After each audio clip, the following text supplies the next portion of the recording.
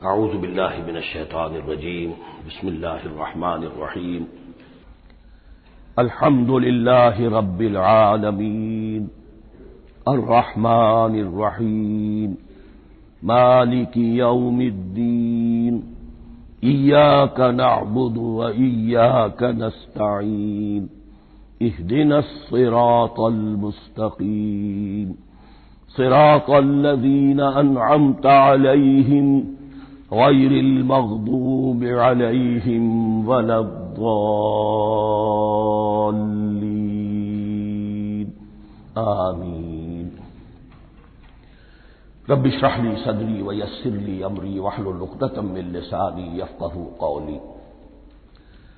اللہم ربنا الہمنا رشدنا واعذنا من شرور انفسنا، اللهم أرنا الحق حقا وارزقنا اتباعه وارنا الباطل باطلا وارزقنا اجتنابه، اللهم ربنا يسر لنا أمورنا كلها وأتمم لنا بالخير وتقبل منا فإنك خير المتقبلين آمین یا رب العالمین۔ معزز حاضرین اور محترم خواتین، ہم اللہ کے نام سے اس سال کی نماز تراویح کے ساتھ دورہ ترجمہ قرآن کا آغاز کر رہے ہیں۔ اس سے پہلے میں عرض کر چکا ہوں کہ اب میری عمر بھی کافی ہو چکی ہے، قمری حساب سے 68 برس مکمل ہو چکے ہیں، اور مختلف قسم کے عوارض بھی مجھے لاحق ہیں، اور بہت سے احباب نے اور رفقاء نے مشورہ دیا تھا کہ میں اتنا بڑا بوجھ اپنے ذمے نہ لوں، لیکن میں نے خالصتاً توکلاً علی اللہ اس کی ہمت کی، اس کا ارادہ کیا، اس کے لیے اہتمام بھی خصوصاً ہوا ہے۔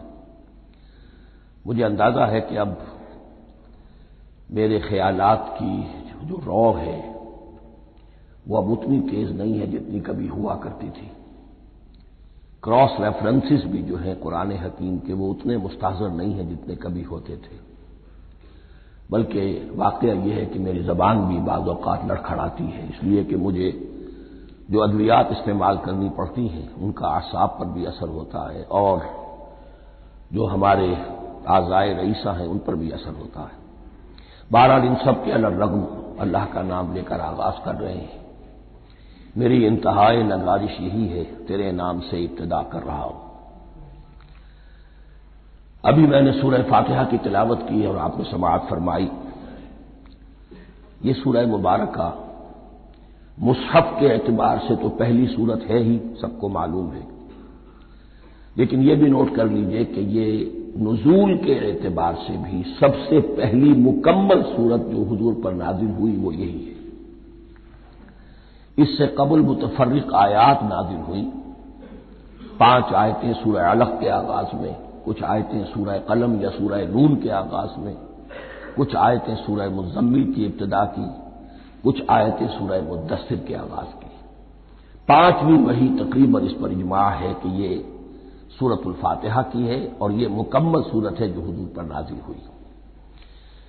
سورۃ الفاتحہ کے معنی ہوئے افتتاحی سورت، فتح یفتح کے معنی ہے کھولنا، مفتاح کنجی کو کہتے ہیں، چابی کو، تو یہ اوپننگ سورہ آف دی قرآن، قرآن حکیم کی افتتاحی سورت۔ ویسے جیسا کہ میں تعارف قرآن کے ضمن میں عرض کر چکا ہوں، عربوں کا یہ مزاج تھا کہ جس چیز سے انہیں خصوصی محبت ہوتی تھی اس کے بہت سے نام رکھتے تھے، اس کے بھی بہت سے نام ہیں۔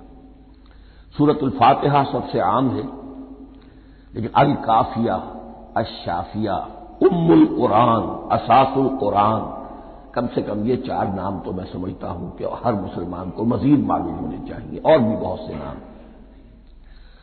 اس سورہ مبارکہ کی بالاتفاق و بالاجماع 7 آیتیں ہیں، اگرچہ ان کی ترتیب میں کچھ اختلاف ہے۔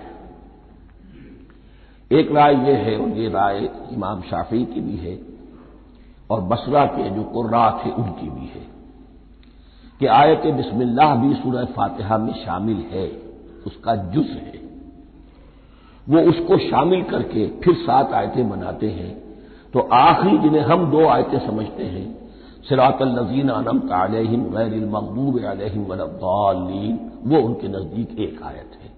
تو گویا کہ نتیجہ یہ نکلا کہ آیتوں کی تعداد 7 ہی رہتی ہے۔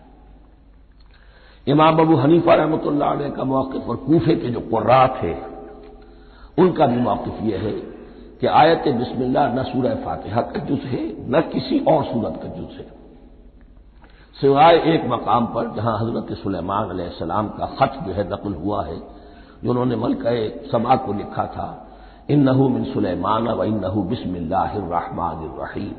تو قرآن کے متن میں صرف اسی جگہ پر یہ آیت شامل سمجھتے ہیں، باقی یہ صرف علامت کے طور پر کہ یہاں سے ایک نئی سورت شروع ہو رہی ہے درج کی گئی ہے۔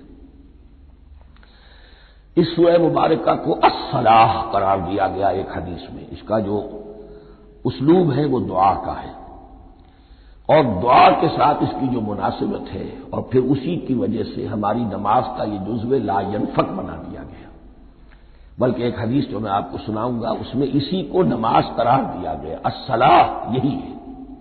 ویسے وہ حدیث مبارک موجود ہے، لا صلاۃ لمن لم یقرأ بفاتحۃ الکتاب، جو شخص سورہ فاتحہ کی تلاوت نہیں کرتا اس کی کوئی نماز نہیں۔ اس کے حوالے سے بھی ہمارے ہاں دو مسلک ہے، ذکر صرف اس لیے کر رہا ہوں کہ آپ کے علم میں ہو، ان میں کوئی بنیادی فرق نہیں ہے، کسی بھی ایک رائے کا انسان قائل اور حامل ہو سکتا ہے بغیر اس کے کہ دوسرے کو بالکل غلط قرار دے، بلکہ یہ کہ اس کے لیے بھی گنجائش اپنے ذہن میں اور اپنے دل میں رکھے۔ تو ایک رائے یہ ہے کہ یہ میں کیا عرض کر رہا تھا کہ بھول گیا ہوں۔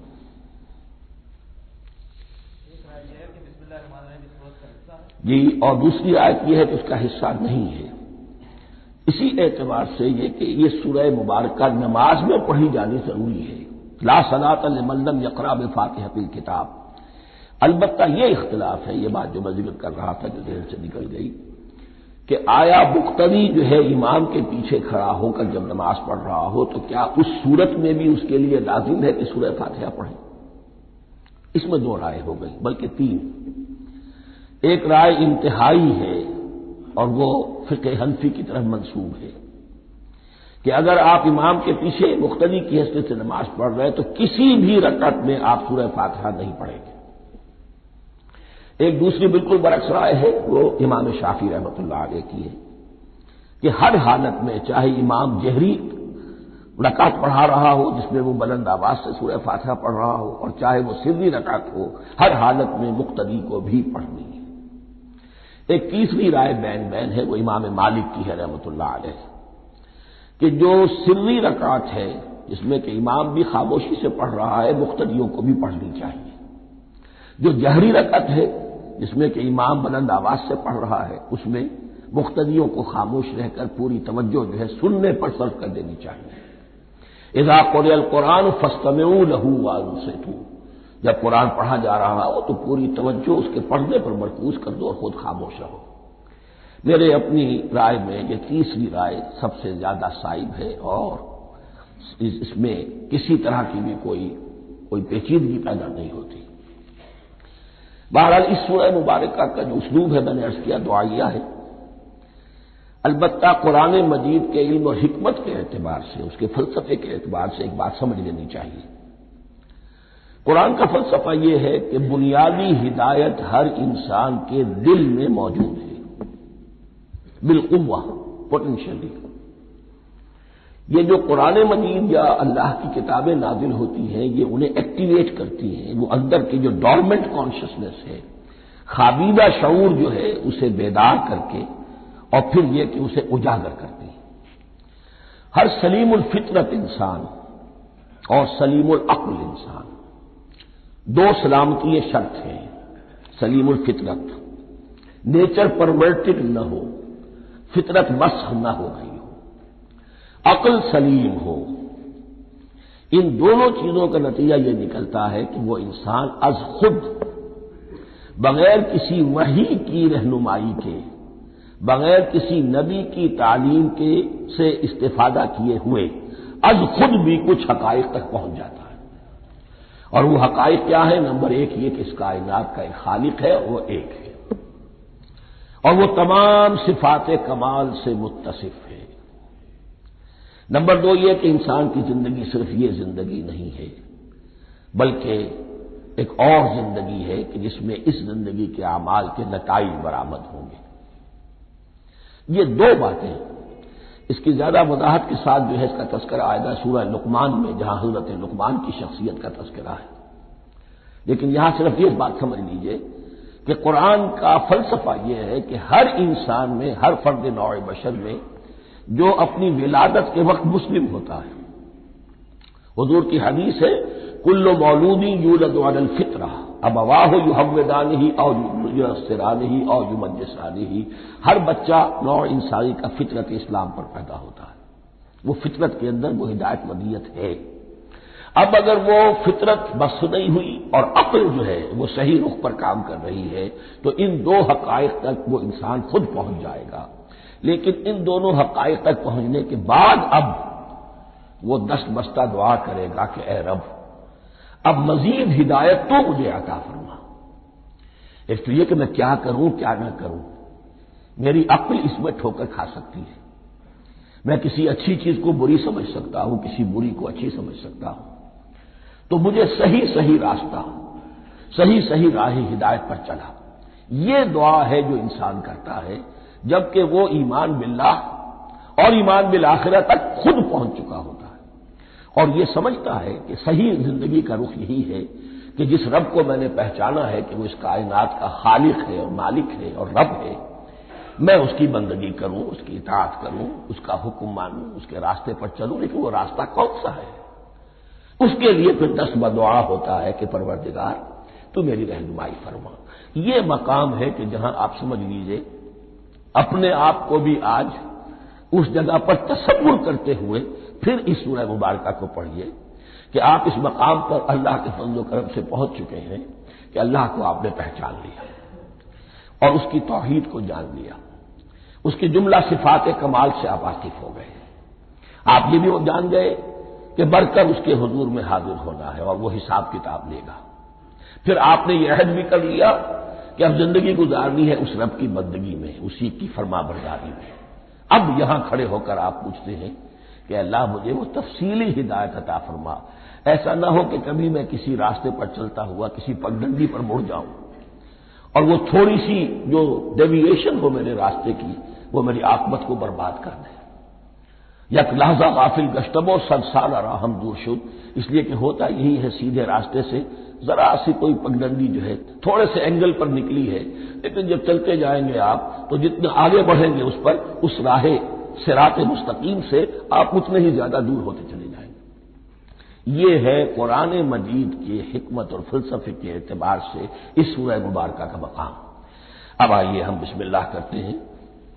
بسم اللہ الرحمن الرحیم، شروع کرتا ہوں میں اللہ کے نام سے جو رحمان اور رحیم ہے۔ اس پر کچھ گفتگو ہو چکی ہے تعارف قرآن کے ضمن میں کہ رحمان اور رحیم دو نام ہیں کہ جو رحمت کے مادے سے نکلتے ہیں۔ رحمان میں اللہ تعالی کی رحمت کا جوش، ہیجانی کیفیت، طوفانی کیفیت، اور رحیم میں اللہ تعالی کی رحمت کا دوام اور تسلسل۔ یہ دونوں کیفیات اللہ کی رحمت میں بیک وقت موجود ہیں جس کا ہم تصور نہیں کر سکتے۔ ہم سمندر کو دیکھتے ہیں، متلاطم سمندر ہے، اس میں ہیجان ہے، طوفان ہے۔ دریا کو دیکھتے ہیں کہ وہ سکون کے ساتھ چل رہا ہے، خاموشی سے چل رہا ہے، بہہ رہا ہے، بس تسلسل کے ساتھ بہہ رہا ہے۔ ہم ان دونوں کیفیات کو علیحدہ علیحدہ دیکھتے ہیں تو ہمارا ذہن ان دونوں کو بیک وقت اس کا تصور نہیں کر سکتا، تخیل ممکن نہیں۔ لیکن اللہ کی رحمت کی یہ دونوں شانیں مستقلاً ہر وقت موجود ہیں بیک وقت، اسی لیے ان دونوں کے درمیان کہیں حرف عطف نہیں آئے گا۔ بسم اللہ الرحمن الرحیم، الحمد للہ رب العالمین، کل حمد، اور حمد کو ذہن میں رکھ لیجئے، حمد مساوی ہے تعریف جمع شکر۔ عام طور پر ترجموں میں ایک لفظ لایا جاتا ہے، کل تعریف اللہ کے لیے، یہ کافی نہیں ہے۔ تعریف آپ کسی شے کی کر سکتے ہیں جس میں کوئی حسن ہے، خوبی ہے، کسی بھی اعتبار سے، خواہ آپ کو اس کے حسن و خوبی سے کوئی فائدہ حاصل نہیں ہو رہا۔ ایک پھول ہے، بہت خوبصورت ہے، بس ٹھیک ہے، خوبصورت ہے، آپ نے کہا تعریف کر دی۔ شکر کرتے ہیں آپ اس شے کا جس سے آپ کو کوئی فائدہ پہنچا ہو، استفادہ ہوا ہو، آپ کی کوئی ضرورت پوری ہوئی ہو، آپ کی کوئی مشکل رفع ہوئی ہو۔ اور آپ دیکھیں گے کہ حمد میں یہ شکر کا پہلو غالب ہے۔ جتنی بھی دعائیں ہیں حضور سے منقول، شکر کے مقام پر وہاں حمد آتا ہے۔ بھوک لگی ہوئی تھی، کھانا کھایا، الحمدللہ الذی اطعمنی وسقانی۔ اب یہاں دیکھیے ترجمہ تعریف نہیں، شکر ہے اس اللہ کا جس نے مجھے کھلایا اور پلایا۔ آپ بیت الخلاء سے باہر آئے، نجاستیں آپ سے دور ہو گئی، طبیعت میں انشراح ہوا، الحمدللہ الذی اذھب عنی الاذی وعافانی۔ وہ شکر ہے اس اللہ کا جس نے اذیت بخشی نے مجھ سے دور کر دی اور مجھے عافیت بخشی۔ تو یہ الحمدللہ رب العالمین اللہ تعالیٰ کا حسن و کمال اور حسن و جمال اپنی جگہ بھی اس انتہا کا ہے کہ جتنی تعریف اس کا حق ہے ہم کر ہی نہیں سکتے، لیکن اس کے احسانات اور انعامات ہم پر اتنے ہیں کہ ہم ان کو بھی گن نہیں سکتے۔ لہذا ایک ہی احساء ہم نے کر دیا الف لام کے ساتھ، الحمدللہ رب العالمین۔ تمام تعریفیں اور کل شکر اللہ کے لیے ہیں کہ جو تمام جہانوں کا پروردگار ہے، رب ہے، مالک ہے۔ رب میں ایک مفہوم ہوتا ہے ربوبیت کا، اور اس میں مفہوم شامل ہوتا ہے تربیت کا، ربیانی صغیرہ۔ تو مالک ہونا اور تربیت دینا، آپ جس شے کے مالک ہوں گے آپ چاہیں گے اس میں بڑھوتری ہو، اس میں اضافہ ہو، وہ نشو و نما پائے۔ تو یہ دونوں چیزیں آپس میں ایک دوسرے کا جڑی ہوئی ہیں، پروردگار بھی اور مالک بھی۔ عام طور پر عربی میں رب کا لفظ مالک کے لیے آتا ہے، رب البیت، رب الدار، رب المال۔ تو مالک وہاں پر ظاہر بات ہے کہ اس سے مراد کیا ہے، مال والا، گھر والا، گھر کا مالک۔ تو کل شکر اور کل تعریف اس اللہ کے لیے ہے جو تمام جہانوں کا مالک بھی ہے اور پروردگار بھی ہے۔ الرحمن الرحیم، رحمان ہے اور رحیم ہے۔ اب دوبارہ اس کی میں وضاحت نہیں کروں گا۔ مالک یوم الدین، یوم دین کا مختار مطلق ہے۔ دین عربی زبان میں کہتے ہیں بدلے کو، دناہم کما دانو، کما تدینو تو دانو، یہ کہاوت ہے۔ جیسے اردو میں ہم کہتے ہیں جیسا کرو گے ویسا بھرو گے، کما تدینو تو دانو، تو یہ ہے بدلہ۔ اس کا بنیادی مفہوم جو ہے وہ بدلہ ہے۔ تو بدلے کا ایک دن ہے جس دن فیصلہ ہوگا کہ کون کیا کما کر لایا ہے، اسے کیا بدلہ ملنا چاہیے۔ آیا اس کا برائیوں کا پلڑا بھاری ہے کہ اسے سزا ملنی چاہیے، یا اس کی حسنات اور نیکیوں کا پلڑا بھاری ہے کہ اسے جزا ملنی چاہیے، اس کا انعام اور اکرام کے ساتھ معاملہ کیا جانا چاہیے۔ وہ ایک دن ہے، اسے ہم یوم القیامہ کہتے ہیں۔ اور لیکن اصل بات جو یہاں کہی گئی، یعنی ایک جملے میں تین باتوں کا اعتراف ہو رہا ہے۔ بعث بعد الموت، ایک دن آئے گا کہ ہم مرنے کے بعد تمام انسان اٹھا لیے جائیں گے، پھر حساب و کتاب، پھر اللہ کے ہاں حاضری ہوگی اور حساب کتاب ہوگا۔ اور تیسرے یہ کہ اس حساب کتاب کے دن کا مختار مطلق اللہ ہے، یعنی کسی اور کو اپنے ذہن میں سہارا بنا کر آپ زندگی گزاریں کہ وہ مجھے چھڑا لے گا، یا وہ ہستی جو ہے اتنی زوردار ہے کہ وہ مجھے بچا لے گی، اس سے اپنے دل کو، اپنے ذہن کو بالکل پاک کر لیجیے۔ مالک یوم الدین، ایک دوسری جگہ پر قرآن میں آیا ہے، اس روز کوئی پکارنے والا پکارے گا، لمن الملک اليوم للہ الواحد القہار، آج کے دن کس کا اختیار مطلق ہے؟ اور پھر کہا جائے گا اللہ کے لیے، الواحد قہار، جو پوری طرح چھایا ہوا ہے، بس تولی ہے۔ تو مالک یوم الدین، جو جزا و سزا کے دن کا مالک ہے۔ اب یہاں سے کلام ایک رخ بدل رہا ہے۔ ابھی تک تو یہ غائبانہ انداز میں کلام ہو رہا ہے، اللہ سے خطاب نہیں آیا اس میں ابھی۔ الحمدللہ رب العالمین الرحمن الرحیم مالک یوم الدین۔ اب خطاب ایاک نعبد و ایاک نستعین، ہم صرف تیری ہی بندگی کرتے ہیں اور کریں گے، اور ہم صرف تجھ ہی سے مدد مانگتے ہیں اور مانگیں گے۔ یہ ترجمہ میں کیوں کر رہا ہوں کہ یہ فعل مضارع ہے۔ عربی زبان میں فعل مضارع حال اور مستقبل دونوں کو کور کرتا ہے۔ ایاک کا جو ہے مفعول فاعلی جو ہے، مفعول جو ہے اس میں ضمیر مفعولی، اسے پہلے لا کر حشر کا مضمون پیدا ہو گیا۔ ہم تیری بندگی کرتے ہیں نہیں، ہم تیری ہی بندگی کرتے ہیں اور کریں گے۔ حال میں ترجمہ کیجئے تو یہ اظہار حال ہے، اور مستقبل میں ترجمہ کیجئے تو یہ عہد ہے، قول و قرار ہے، بہت بڑا معاہدہ ہے۔ وَإِيَّاكَ نَسْتَعِينُ، اور صرف تجھی سے مدد مانگتے ہیں اور مانگیں گے۔ اس میں بھی حال کا ترجمہ اظہار حال، اللہ کرے کہ واقعی ہمارا حال وہی ہو، جب ہم یہ الفاظ کہتے ہیں تو واقعتاً ہم اس پر پورے اتر رہے ہوں کہ اسی کی بندگی کر رہے ہوں اور اسی سے ساری استعانت اور استمداد کر رہے ہیں۔ جہاں تک مستقبل کا تعلق ہے وہ پھر ایک عہد ہے، اہدنا الصراط المستقیم، یہ مقام وہ آ گیا کہ یہاں تک تو اے پروردگار ہم پہنچ گئے، تیرے فضل سے، تیرے کرم سے، فطرت سلیمہ بھی تیری عطا کردہ تھی، عقل سلیم بھی تیری ودیعت کردہ تھی، ان دونوں کی روشنی سے ہم یہاں تک تو پہنچ گئے۔ اب ہماری جو ضرورت ہے، احتیاج ہے، وہ کیا ہے؟ اہدنا الصراط المستقیم، ہدایت بخش ہمیں سیدھے راستے کی۔ یہاں دو باتیں سمجھ لیجئے، انفرادی سطح پر انسان کے لیے نہ معلوم کتنے مرحلے آتے ہیں ہر روز کہ جس میں وہ ایک ٹھٹک کر کھڑا ہو جاتا ہے، یہ کروں یا یہ کروں، دو آلٹرنیٹو سامنے آ رہے ہیں، فیصلہ کرنا مشکل ہو رہا ہے، قدم قدم پر ہدایت کی ضرورت ہے۔ اور اجتماعی طور پر نوع انسانی تین بڑے بڑے تمدنی مسائل میں واقعہ یہ ہے کہ تسلیم کر لیا جانا چاہیے کہ عقل انسانی اس کو راستہ نہیں دکھا سکتی۔ عام معاشرتی سطح پر مرد اور عورت کے درمیان حقوق اور اختیارات کا کیا توازن ہو، ناممکن ہے، انسان طے نہیں کر سکتا۔ انسان یا مرد ہے یا عورت ہے، عورت سوچے گی اپنے لحاظ، اپنے جذبات کا، اپنے خیالات کا لحاظ رکھے گی، مرد کے جذبات و احساسات کا اس کا کوئی تصور ہی ممکن نہیں۔ مرد سوچے گا اسے اپنے احساسات معلوم ہے، لیکن یہ کہ عورت کے احساسات سے وہ نابلد ہے، ان کو محسوس کر ہی نہیں سکتا، لا محالہ وہ اپنے بارے میں وہ جو بھی نظام بنائے گا اس میں وہ اپنی بالادستی رکھے گا۔ وہ تو ایک ہی ہستی ہو سکتی ہے کہ جو دونوں کی خالق ہے، مرد کی بھی عورت کی بھی، اور اس کو دونوں سے محبت ہے، دونوں کا خیر خواہ ہے، دونوں کا رب ہے، دونوں کو پروان چڑھانا چاہتا ہے۔ اسی طرح فرد اور معاشرہ یا ریاست، حکومت اور ریاست ہمیشہ یہ چاہتی ہے کہ سارے اختیارات ہمارے ہاتھ میں آ جائیں، ٹوٹلیٹیرین سوسائٹی ہو، بس ہم حکم دیں اور لوگ اس پر چلیں۔ افراد یہ چاہتے نہیں، ہمیں آزادی ہونی چاہیے۔ اب آپ دیکھیے کہ دنیا میں کتنے جھگڑے چلتے ہیں اسی پر، فریڈم فریڈم فریڈم۔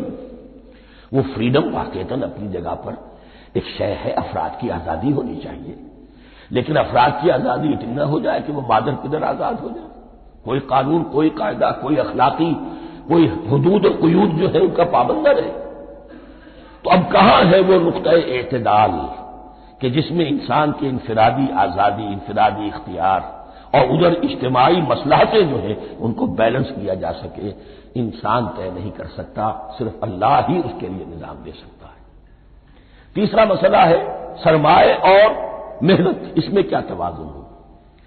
سرمایہ اور محنت دونوں مل کر کچھ بنا رہے ہیں، کچھ پروڈیوس کر رہے ہیں۔ اب اس میں نفع جو ہوا ہے اس میں سرمایہ کا کتنا حصہ ہونا چاہیے اور لیبر کا کتنا ہونا چاہیے، کون طے کر سکتا ہے؟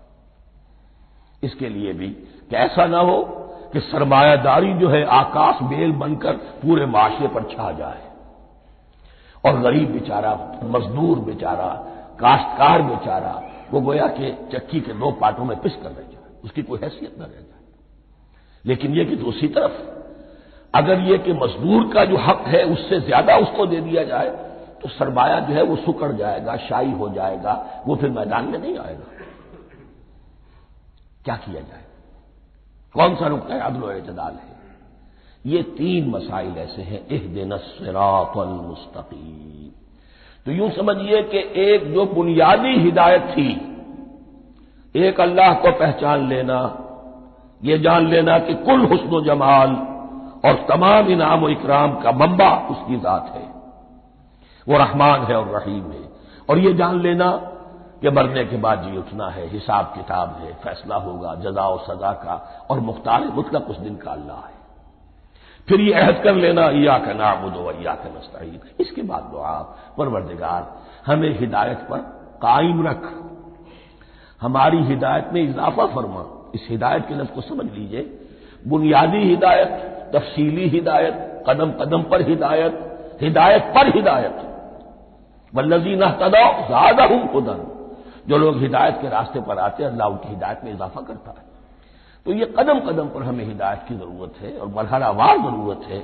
ہدایت اس کو بھی کہتے ہیں کہ کسی نے آپ سے کوئی پتہ پوچھا، آپ نے کہا ادھر جانا، پھر دوسری گلی میں مڑنا، پھر جانا دو تین لائٹیں چلے جانا، پھر مڑنا وغیرہ وغیرہ، یہ بھی ہدایت ہے، نظری طور پر آپ نے بتایا ہے۔ ایک ہدایت یہ ہوئی کہ بھائی میں چلتا ہوں آپ کے ساتھ، میں آپ کو وہاں پہ پہنچا دوں گا تاکہ آپ کو دقت نہ ہو، آپ نے منزل تک پہنچا دیا۔ ان دونوں کے درمیان، یہ تو میں نے ایک فرد کی مثال دی ہے، اللہ اور بندے کے درمیان نہ معلوم کتنے مراحل ہیں ہدایت کے۔ تو کسی وقت بھی انسان اپنے آپ کو ہدایت خداوندی سے مستغنا نہیں سمجھ سکتا، اور نہیں تو پروردگار جو ہدایت دی ہے اس کو ہدایت پر قائم رکھ۔ کیا پتہ شیطان کا کوئی حملہ، کیا پتہ ہمارے نفس کی کوئی شرارت کسی ایسے رخ پر ہمیں ڈال دے کہ اب تک کی ساری کمائی بھی ضائع ہو جائے۔ لہذا یہ نہ سمجھیے کہ جب یہ ساری چیزیں ان کو معلوم تھی، وہ ان چیزوں کا تو اقرار کر رہے تو اب ہدایت کون سی مانگ رہے؟ تو ہدایت کا تو بڑا میدان کھلا ہوا ہے، اور اس ہدایت کی وہ جو میں نے آخری شکل آپ کو بتائی ہے کہ منزل مقصود تک پہنچا دے، یہ ہدایت بھی قرآن مجید میں اس معنی میں بھی لفظ آیا ہے کہ اہل جنت جب جنت میں داخل ہوں گے تو جو ترانہ حمد ان کی زبان پر اس وقت ہوگا وہ کیا ہے؟ الحمدللہ الذی ہدانا لہذا وما کنا لنہتدی لولا ان ہدانا اللہ۔ کل شکر اس اللہ کا جس نے ہمیں یہاں تک پہنچا دیا، ہدایت دی جہاں تک پہنچا دیا، اور ہم ہرگز نہ پہنچ پاتے، ہم ہرگز ہدایت یافتہ نہ ہو سکتے اگر اللہ ہی ہمیں ہدایت نہ دیتا۔ اہدنا الصراط المستقیم، سیدھا راستہ، صراط الذین انعمت علیہم، اب اس کی مزید وضاحت ہے، راستہ اس کا ان لوگوں کا جن پر تیرا انعام ہوا۔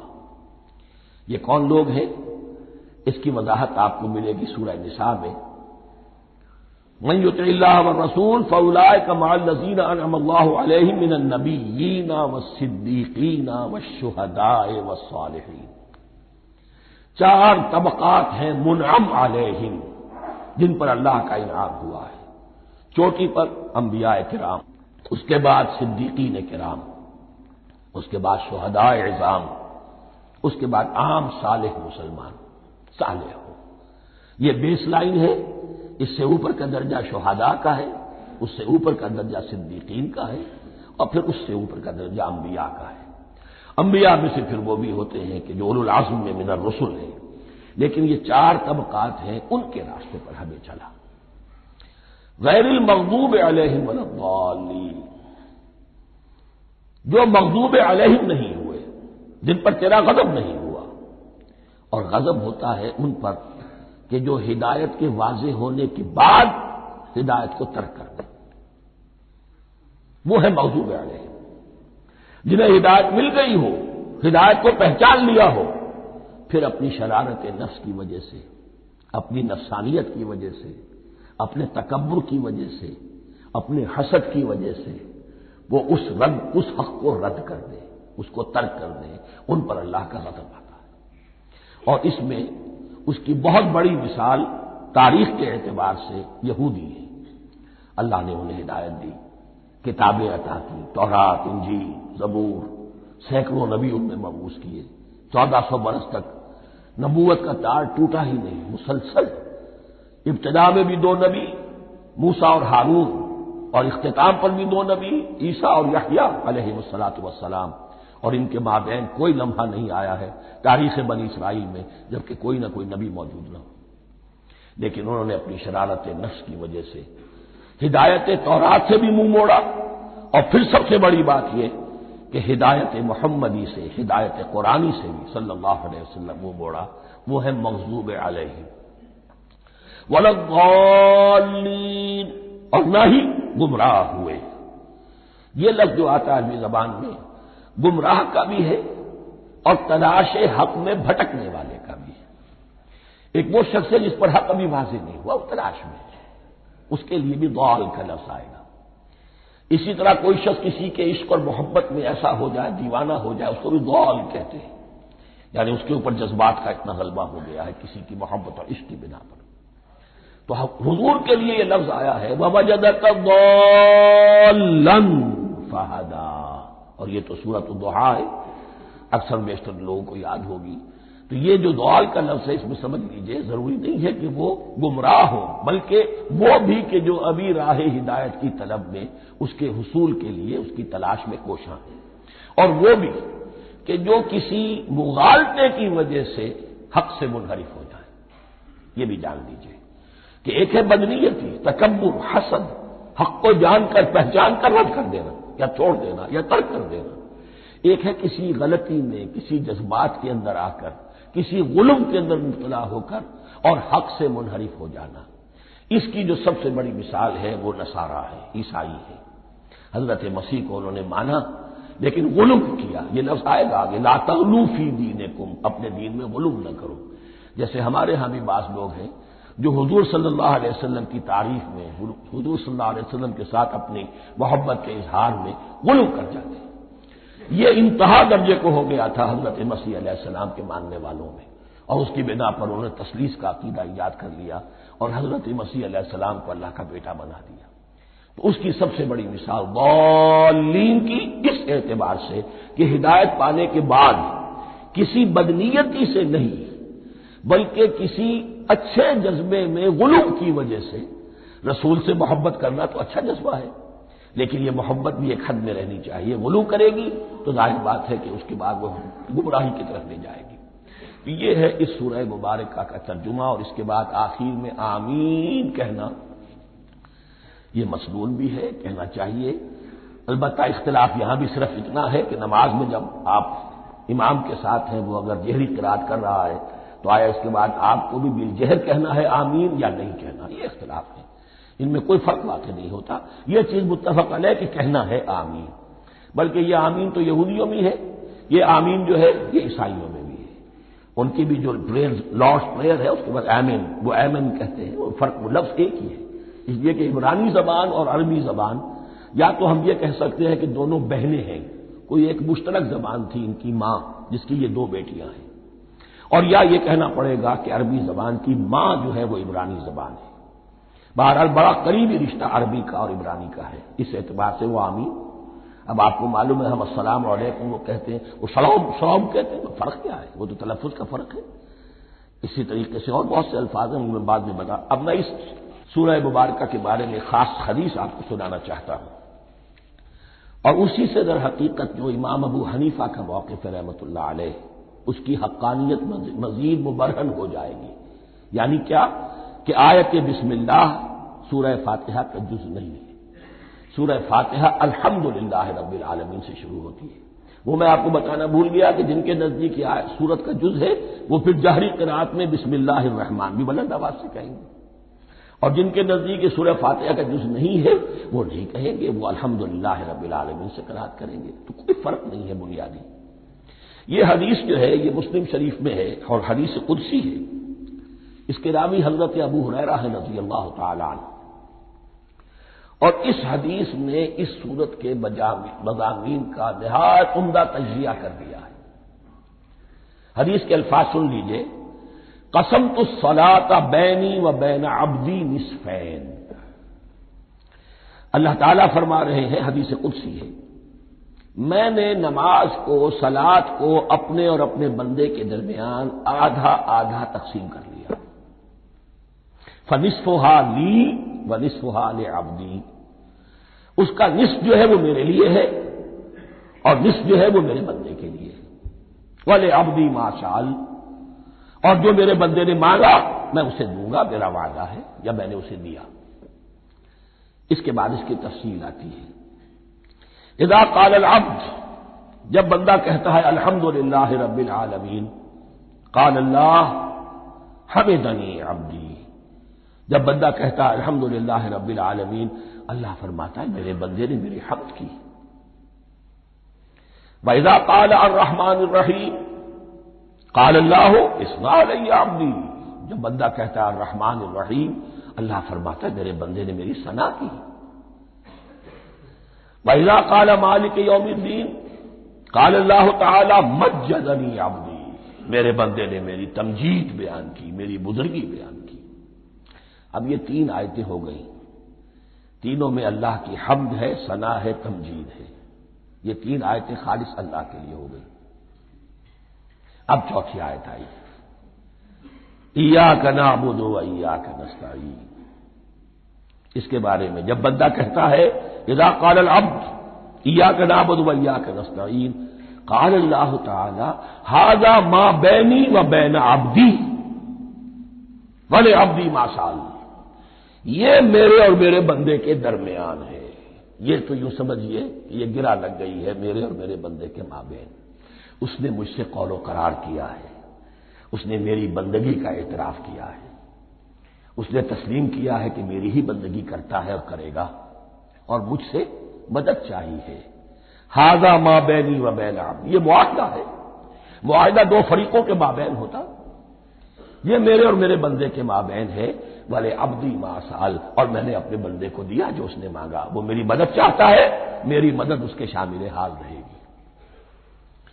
وَإِذَا قَالَ، اور جب بندہ کہتا ہے اهْدِنَا الصِّرَاطَ الْمُسْتَقِيمَ صِرَاطَ الَّذِينَ أَنْعَمْتَ عَلَيْهِمْ غَيْرِ الْمَغْضُوبِ عَلَيْهِمْ وَلَا الضَّالِّينَ، قال اللہ تعالی ھذا لعبدی ولعبدی ما سأل، یہ تین آیتیں یہ میرے بندے کے لیے، اهْدِنَا الصِّرَاطَ الْمُسْتَقِيمَ، اسی صراط مستقیم کی وضاحت ہے مثبت، صراط الذین انعمت علیہم، اسی صراط المستقیم کی وضاحت ہے منفی انداز میں، غیر المغضوب علیہم ولا الضالین، یہ سب میرے بندے کے لیے ہے اور میں نے اپنے بندے کو دیا جو اس نے مانگا۔ اس کو میں نے ایک مرتبہ یہ ترازو کی شکل میں اس کو لکھوایا تھا۔ دیکھیے یہ ایاک نعبد و ایاک نستعین، یہ ہے وہ ترازی کی وہ ڈنڈ، واو جو ہے ایاک نعبد و ایاک نستعین، واو جو ہے گویا کہ وہ مٹھ ہے جس سے کہ ترازو کو پکڑا جاتا ہے۔ ادھر ایک پلڑا ہے جس کی تین آیتیں ہیں، الحمدللہ رب العالمین الرحمن الرحیم مالک یوم الدین۔ اس کا نتیجہ کیا نکلا؟ ایاک نعبد۔